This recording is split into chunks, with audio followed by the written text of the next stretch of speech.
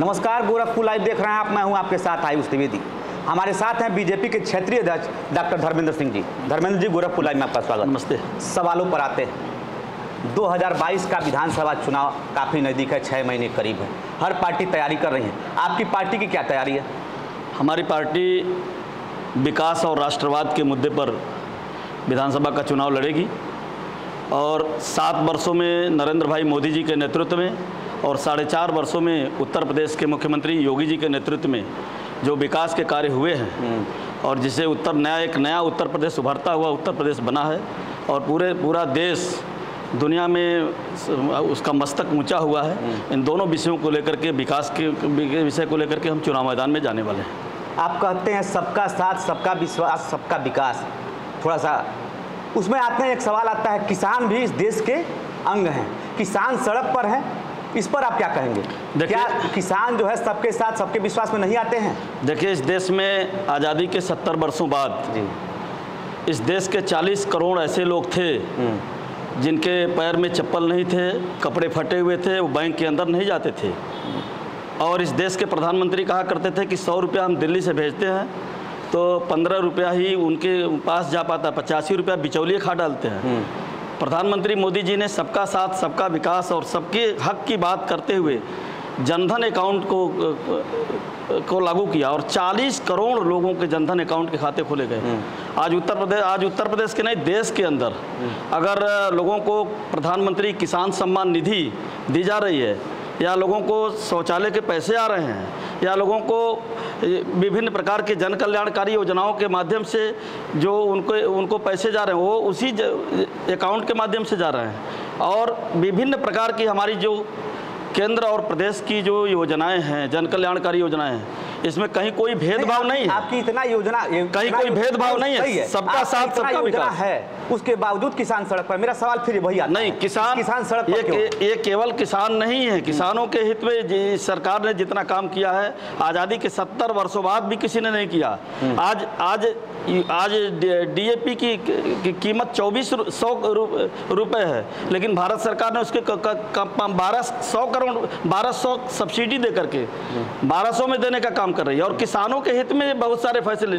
लेकिन ये केवल इतना योजना के बाद भी किसान सड़क पर क्यों? वही सवाल अभी ये कुछ विरोधी दलों के लोग सरकार के विरोध में षड्यंत्र कर रहे हैं। मोदी सरकार और योगी सरकार, इनका अपना कुछ भी नहीं है, सब कुछ देश के लिए है। 24 घंटे 24 आवर केवल देश के लिए काम करना और देश कैसे आगे बढ़े, उसमें किसान और जवान। आज तक तो किसानों और जवानों के लिए किसी ने केवल नारा दिया था, लेकिन सच में जमीन पर उतारने का काम किसी ने किया है तो मोदी जी ने किया है। इस सीमा की बात हो या किसानों के हित की बात हो, इन सब मुद्दों को लेकर के आप उत्तर प्रदेश के अंदर देख लीजिए। योगी जी की सरकार जब पहली कैबिनेट आई तो 86 लाख किसानों के 36,000 करोड़ रुपए माफ करने का काम योगी आदित्यनाथ जी की सरकार ने किया। केंद्र में मोदी जी गोरखपुर में आकर के, गोरखपुर के फर्टिलाइजर में ही आकर के उन्होंने प्रधानमंत्री किसान सम्मान निधि की घोषणा की थी। आज हर किसान को 6,000 रुपये छोटे मोटे चीज़ों के लिए किसी के सामने हाथ नहीं फैलाना पड़ता है। लेकिन तब भी गन्ना का जो भुगतान हुआ है उसमें 14,000 करोड़ रुपया बकाया है। देखिए, और एक सवाल मेरा पूरा हो जाने दीजिए।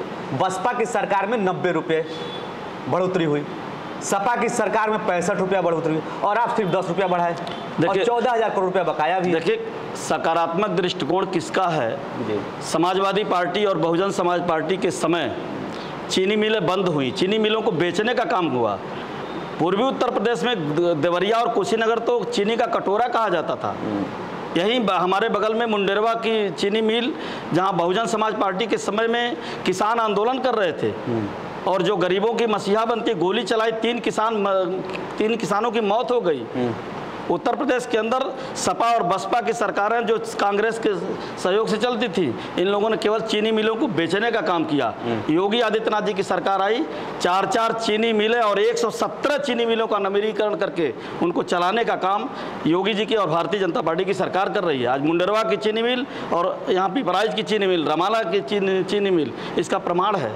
योगी आदित्यनाथ जी 1 महीने में 3 बार अब्बू जान शब्द का उपयोग किए हैं, अब कहना चाचा जान, यह क्या है? ये देखिए, अब्बू जान किसको कह रहे हैं? कुछ लोगों का अब्बू जान किसको, कुछ लोगों की प्राथमिकता जी इस उत्तर प्रदेश के विकास में अब्बा जान, कब्रिस्तान की बाउंड्री, कुछ विशेष, मुख्यमंत्री जी कुछ विशेष, अब्बा जान नहीं कुछ विशेष था, इसलिए माननीय मुख्यमंत्री जी ने जो बातें कही वो सही कहा उन्होंने। उत्तर प्रदेश में सबका विकास करने का काम और बिना भेदभाव के, आप उत्तर प्रदेश में किसी भी क्षेत्र में आप देखिए, ये आज बिजली देख रहे हैं, ये बिजली उत्तर प्रदेश के अंदर 4-5 जिले वीआईपी जिला होते थे, रामपुर, सैफई, कन्नौज, इटावा, ये 4-5 जिले से उनके केवल वीआईपी जिले होते थे।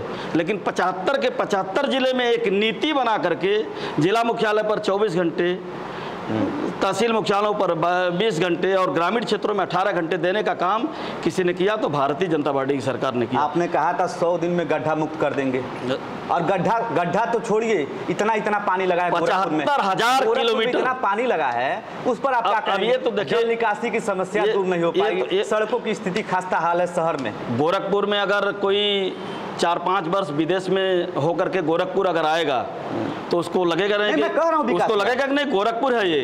गोरखपुर का जितना विकास 4.5 वर्षों में हुआ है, 60 वर्षों में गोरखपुर अगर तुलना करेंगे तो 4.5 वर्ष 60 वर्ष पर भारी पड़ेंगे। अब ये विकास का दूसरा पहलू वह भी तो है, जहाँ के लोग करा रहे हैं, बाढ़ से प्रभावित हैं लोग। अब ये प्राकृतिक आपदा को कोई नहीं टाला सकता। ये प्राकृतिक आपदा नहीं है ना सर, जल निकासी की समस्या दूर नहीं हो पा रही है। नहीं, जल निकासी की समस्या भी दूर हो रही है और बहुत तेजी के साथ सड़कों का भी निर्माण हो रहा है, चौड़ीकरण सड़कें, और 75,000 किलोमीटर सड़कों का निर्माण उत्तर प्रदेश की योगी आदित्यनाथ जी की सरकार ने कराया है। और गोरखपुर नहीं, हर शहरों में 4 लेन कनेक्टिविटी के माध्यम से 5-5 नई एक्सप्रेसवे बनाने का काम। अभी मैं 2 दिन पहले अपने गोरखपुर क्षेत्र के आजमगढ़ जिले में था, और आजमगढ़ जिले में जहां अखिलेश यादव सांसद हैं, सांसद चुनने के बाद आज तक आजमगढ़ देखने नहीं आए। कोरोना की वैश्विक महामारी आई चाहे किसी प्रकार की, लेकिन आजमगढ़ के लोग ये कह रहे थे कि ये जो पूर्वांचल एक्सप्रेस है जो लखनऊ से गाजीपुर होकर जाता है, तो आजमगढ़ में आज आजमगढ़ के लोग 2.5 घंटे में लखनऊ पहुंच सकते हैं। तो आजमगढ़ के लिए एक वरदान देने का काम, तो ये 5-5 नई एक्सप्रेसवे बनाने का काम उत्तर प्रदेश सरकार, गांव-गांव को सड़कों से जोड़ने का काम। और सड़क इन 4.5 वर्षों में सड़क का के क्षेत्र में तो जितना काम हुआ है सचमुच 15 वर्षों में नहीं हुआ। अखिलेश जी का एक और आरोप है, वो कह रहे हैं कि राम मंदिर 1 साल में बनवा देती, लेकिन बीजेपी चाहती है कि 3 चुनाव राम मंदिर के नाम पर लड़े। अभी कल ही का उनका बयान है। ये राम भक्तों के ऊपर गोली चलाने वाले लोग, सरजू माँ का रक्त जल जो है लाल करने वाले लोग, उनके मुख से इस प्रकार की बातें शोभा नहीं देती हैं। वो तो कह रहे हैं सुप्रीम कोर्ट का शोभा नहीं देती, कोर्ट का फैसला है सर ना ये लेकिन इसको वातावरण बनाने का काम किसने किया? लोग भगवान राम का नाम लेने, जय श्री राम का नारा लेने पे आपत्ति करते थे, यही समाजवादी पार्टी के लोग। ये लोग किस मुँह से बात करेंगे? आज उत्तर प्रदेश के मुख्यमंत्री 25 बार, ये उत्तर प्रदेश के मुख्यमंत्री 25 बार अयोध्या गए हैं। हमारे देश के यशस्वी प्रधानमंत्री स्वयं जाकर के प्रभु श्री राम के मंदिर का शिलान्यास का कार्यक्रम किए हैं। और केवल अयोध्या नहीं, माँ विंध्यवासिनी धाम से लेकर के चित्रकूट के कामदगिरी में नंगे पांव परिक्रमा करने वाला कोई मुख्यमंत्री है तो योगी आदित्यनाथ जी हैं। 2017 में जब वो मुख्यमंत्री बने तो पहली दीपावली दीपोत्सव कार्यक्रम करके 3.5 लाख दीप जला करके, कभी हम लोग सुना करते थे कि अयोध्या में से प्रभु श्री राम माँ जानकी को लेकर आए थे तो लोग दीपावली मनाते थे, लेकिन एक ऐसे मुख्यमंत्री उत्तर प्रदेश के बने जिनके नेतृत्व में उस त्रेता युग को कलयुग में उतारने का काम अयोध्या की धरती पर किसी ने किया तो भारतीय जनता पार्टी की सरकार ने किया, योगी आदित्यनाथ। वो कहते हैं कि आप सिर्फ नाम बदलने का काम किए, अयोध्या को फैजाबाद कर दिए। नहीं, फैजाबाद को अयोध्या किया। हाँ, फैजाबाद को अयोध्या कर दिए। इस पर आप जो है सिर्फ नाम बदलते हैं, काम कुछ नहीं करते हैं। जो भी काम किए वही किए और उनके विकास को आप सिर्फ आगे बढ़ाएं और फीता काटे हैं। अभी जिन लोगों को की दूरदृष्टि ठीक नहीं है जी, उनको ऐसे काम नहीं दिखाई देता है। किसी भी क्षेत्र में, आप किसी भी क्षेत्र में तुलना कर लीजिए कि 2017 के पहले की उत्तर प्रदेश की तस्वीर कैसी थी और 2017 के बाद की तस्वीर क्या है, तो उनको विकास समझ में आ जाएगा। किसी भी क्षेत्र में, आप किसी भी क्षेत्र में बताइए, एक मैं सिंपल जल के क्षेत्र में कहूँ, पानी के क्षेत्र में अगर कहूँ तो बुंदेलखंड की महिलाएं 3-3 किलोमीटर तक लाइन लगा के खड़ी रहती थी 4-4 घंटे। हर घर नल योजना के साथ जल पहुंचाने का काम केंद्र में प्रधानमंत्री जी के, मोदी जी के यशस्वी नेतृत्व में उत्तर प्रदेश की सरकार, योगी आदित्यनाथ जी की सरकार ने हर घर नल योजना पहुंचाने का काम किया है। आज भी उत्तर प्रदेश के बहुत सारे ऐसे गाँवों में जहाँ दूषित जल था, वहाँ टैंक बनवा करके हर घर टोटी से नल से पानी देने का काम उत्तर प्रदेश की सरकार कर रही है। किसी भी क्षेत्र में आप बताइए कि किसी भी क्षेत्र में, मेडिकल के क्षेत्र में, सड़क के क्षेत्र में, पानी के क्षेत्र में, इंफ्रास्ट्रक्चर के क्षेत्र में, टेक्नोलॉजी के क्षेत्र में, किसी भी क्षेत्र में बताइए। मेडिकल कॉलेज बनवा के दे दिए। अब ये तो अखिलेश यादव और समाजवादी पार्टी, बहन जी और कांग्रेस के लोगों को पूछना चाहिए। वो तो कह रहे हैं कि जितने मेडिकल कॉलेज का दौरा किए कोरोना के समय, मैं सारा मेडिकल कॉलेज उनके द्वारा बनाया गया। मैं आपको बता रहा हूँ, ये आपके चैनल के माध्यम से मैं उत्तर प्रदेश की महान जनता से मैं बात कर रहा हूँ और मैं बता रहा हूँ कि 1947 में देश आज़ाद हुआ। 1947 से लेकर के 2017 तक उत्तर प्रदेश में केवल और केवल 12 सरकारी मेडिकल कॉलेज थे। आप नोट करिए इसको, 70 वर्षों में उत्तर प्रदेश में केवल 12 मेडिकल कॉलेज थे। यशस्वी प्रधानमंत्री मोदी जी के नेतृत्व में, उत्तर प्रदेश के मुख्यमंत्री योगी जी के नेतृत्व में 2017 से लेकर आज तक उत्तर प्रदेश में 33 मेडिकल कॉलेज बने हैं और ये केवल तैयार हो गए, बन के तैयार एक दिन में नहीं होता है।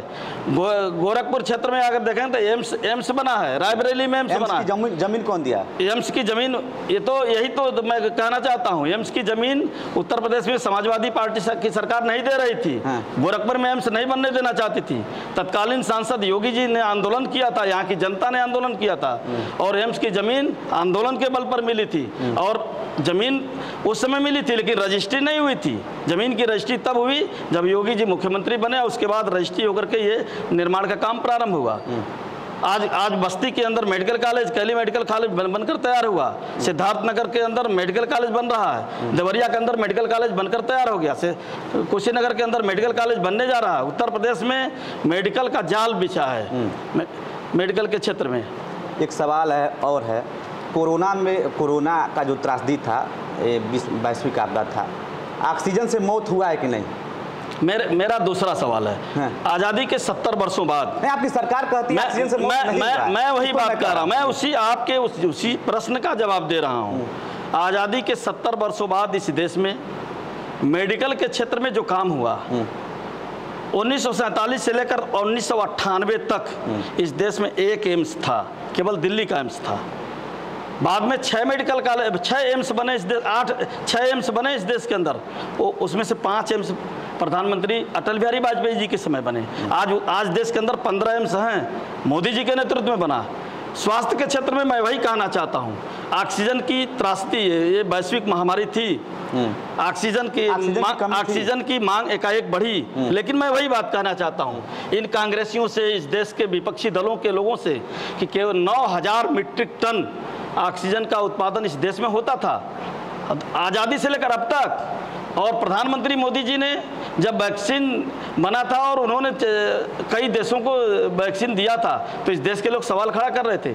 40 देशों ने ऑक्सीजन की त्रासदी में इस देश में नभ थल जल से पहुंचा करके और ऑक्सीजन की सप्लाई देने का काम किया मोदी जी के नेतृत्व में। और दूसरा, नहीं आप वैक्सीन पर चले, नहीं ऑक्सीजन से मौत हुई है कि नहीं? ऑक्सीजन की बात सरकार कहती है, मेरी बात सुनिए, ऑक्सीजन की बात मैं कर रहा हूँ।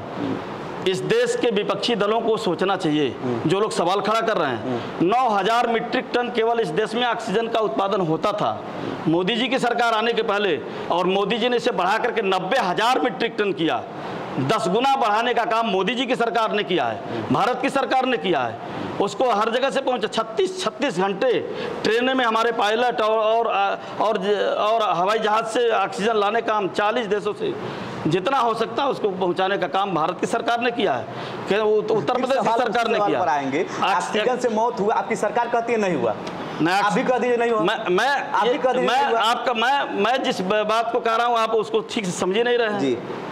कहाँ 9000 में समझा नहीं पा रहा, कहाँ 9000 में कह रहा हूँ, कहाँ इस देश में, मैं फिर कह रहा हूँ, आप बहुत अच्छा काम कर रहे हैं। मैं कह रहा हूँ ऑक्सीजन से मौत, आपकी सरकार कही है आपकी सरकार कहती है कि ऑक्सीजन से मौत नहीं हुआ। देखिए, ऑक्सीजन को 9,000 मीट्रिक टन से 90,000 मीट्रिक टन 10 गुना बढ़ा करके हम लोग हर जगह पहुंचाने का काम और लोगों के स्वास्थ्य सुविधाएं बेहतर हो सके, इसके लिए जितना प्रयत्न हो सकता था सरकार और संगठन ने मिलकर पूरा किया। उत्तर प्रदेश में गरीबी जो दर है औसत 27% है और देश में जो गरीबी का औसत दर है वो 21% है। 6% का फासला, और सरकार आपकी केंद्र में भी और प्रदेश में भी।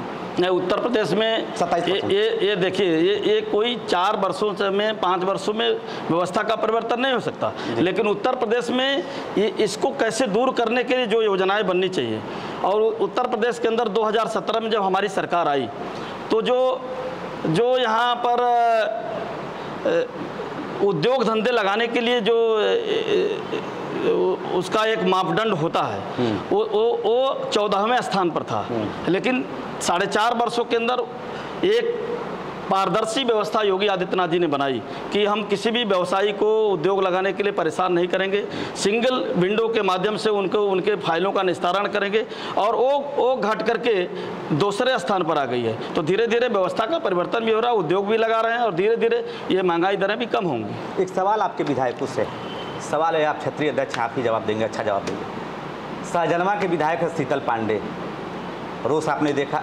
संगीता यादव के खिलाफ आपने रोष देखा। कमलेश पासवान के खिलाफ रोष देखा। आपको नहीं लगता गांव में जो है आपके खिलाफ बहुत रोष है? देखिए, कहीं भी रोष नहीं है।